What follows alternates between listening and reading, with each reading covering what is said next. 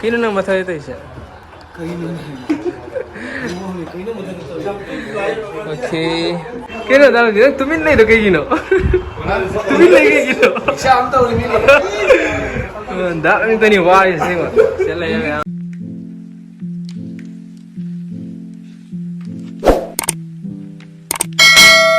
Hello guys, welcome to our channel IRUNGBAMBROTHERSVLOGS.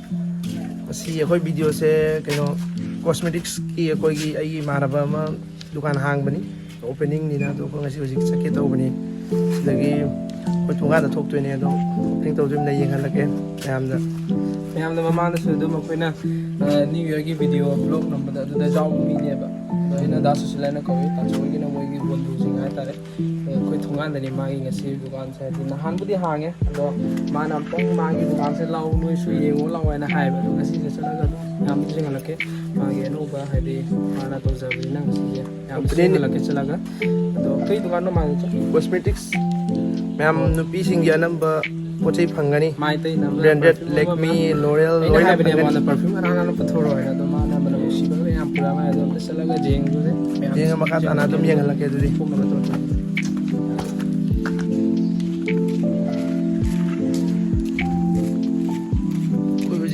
Sali itu di lamin ni mayam sedagi thoga thongan ni Khoi yum di yam na eko mayam doi di siga ulli mayam ji mai Khoi se falka ro thongan se sang di sang bani he aseng ba khong na thoi tan ga pu sa khu sa winter ka loi da walang ja change khai leiraga di mai hora ni hang di buma hang de lai dia bani jings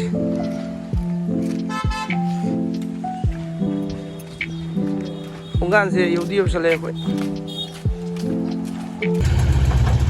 am dukan se sida leire dukan se hangam me moi koi chatlage dudi chatlage yangal ko Nambin di kara yadre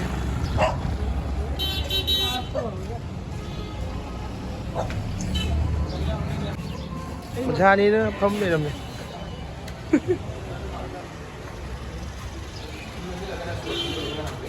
Oh owner nga tani ne holy shit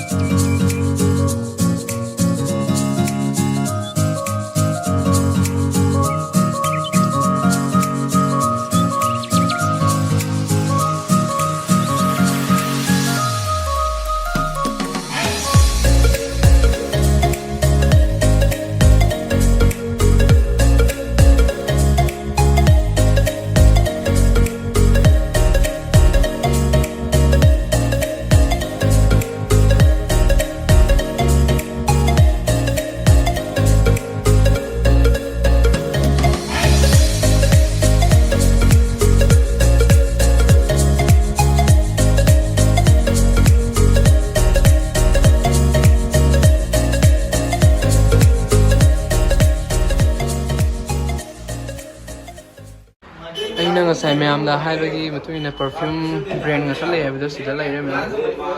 sudah lah ya perfume ki brand puna mak to sudah lah ya Velveta nggak tahu nih sih mana mayam musi bani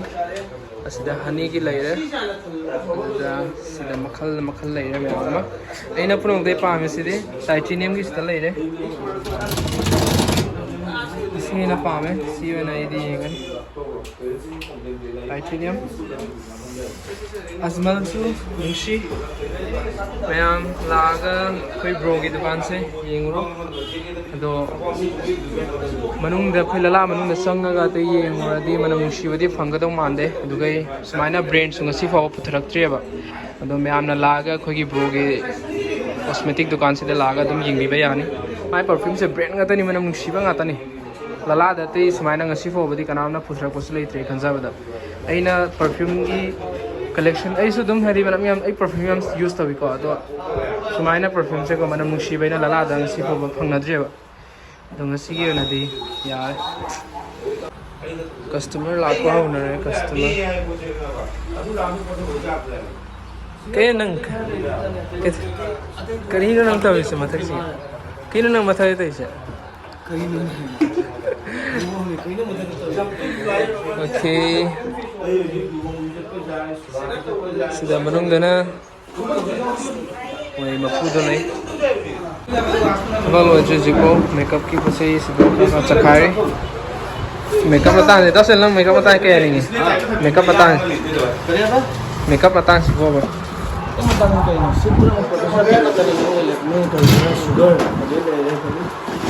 this is Canada. Sugar layer, lakme layer. कोई भी सोन साथ का सोना चंद्रा कौन सा का सुना ना लोटस लेiraga सीधे मिक्स ब्रांड का यस मिक्स होता है जैसे हम लोरे ले रहे हम कैफे ना आता ले रहे अब ये बॉम्बे सेविंग्स के ना आता ले खबर में इतनी ये तो किसी कोट बुदे हम थमजे जिको हम लोग बुरी तरह बोली में को अच्छा नहीं मैं वाली वाले मतलब चंगी नहीं तो दिख रहा मतलब चंग से तोड़ के दो Woi, dalam jengta bagi हम कर ले सबक से मैं हम di बात ले हम लोग फोकर कर लेंगे ना देखिए अगर हम लोग बाहर उधर हम लोग रहेगा Ay, tingnan mo na ba nga matingang na ba yung mga kasi? Oy, recordable din mo ko. Ako din talaga din namin. Lahat din. Anahay naman ito ng voice na. Wait, मैं सबक से लोजे जिको दे बात ले so yang kizare koi bro nahan nupi massage na elitin pa me elitin online ke ba nahan nupi massage nge elitin pa me ito na elitin ki product yam online तो दाव से कोई परफ्यूम से नंग discount period perfume taibani ni ko ai ge makhai jina asbon ne ba siga set su le ga na en hai na ko ado discovery serum le re ado ye bela vitagi men amo serum hai ba dio honey hai ba ado Oy, nai ka hap ko. khoi ne khoi khoi je ado titanium se le am khang ba aina pa ma chale ado titanium sai na nang gi da hai do ado se matlab 1200 ni na do nang gi discount ka siga 15% discount la ni na discount la de something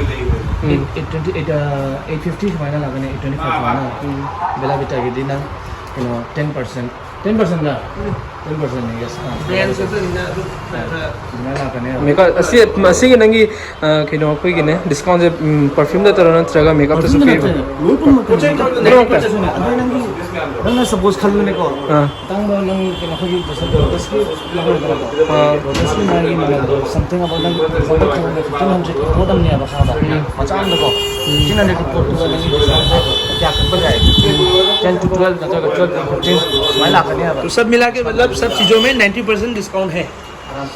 अरे मैं discount से पिना रे discount से no मत देना देखो discount no बगी ना ते खुद ही डिस्काउंट नहीं लेवल आप खुद ही डिस्काउंट नहीं को खांगा तो दे मैं लेवल आप खुद ही डिस्काउंट नहीं दना खरा yang लागा डिस्काउंट से मैं यहाँ से प्रॉफिट होइना बा yengguro लाओ परफ्यूम तैना बा मा सुरे अदो मेकअप आर्टिस्ट की जो पूछे मैं